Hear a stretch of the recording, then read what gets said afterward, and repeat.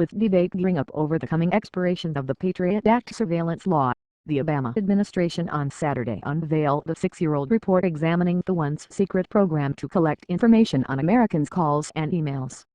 The Office of the Director of National Intelligence publicly released the redacted report following a Freedom of Information Act lawsuit by the New York Times. The basics of the National Security Agency program had already been declassified, but the lengthy report includes some new details about the secrecy surrounding it. President George W. Bush authorized the president's surveillance program in the aftermath of the terrorist attacks on September 11, 2001. The review was completed in July 2009 by inspectors general from the Justice Department, Pentagon, CIA, NSA and Office of the Director of National Intelligence.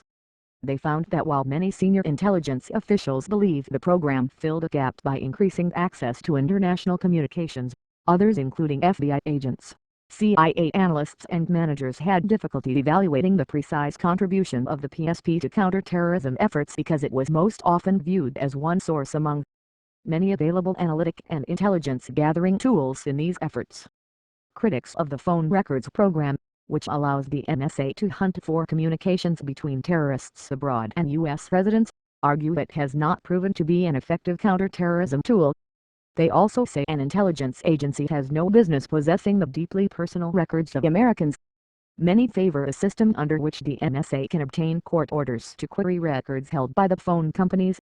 The Patriot Act expires on June 1, and Senate Republicans have introduced a bill that would allow continued collection of call records of nearly every American. The legislation would reauthorize sections of the Patriot Act, including the provision under which the NSA requires phone companies to turn over the to and from records of most domestic landline calls.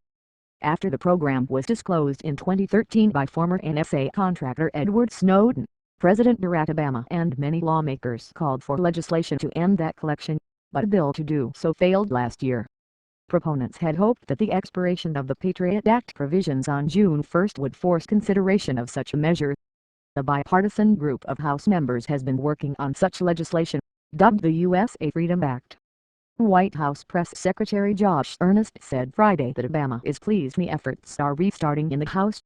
Hopefully, the next place where Democrats and Republicans will turn their attention and try to work together is on this issue of putting in place important reforms to the Patriot Act, Earnest said. If no legislation is passed, the Patriot Act provisions would expire.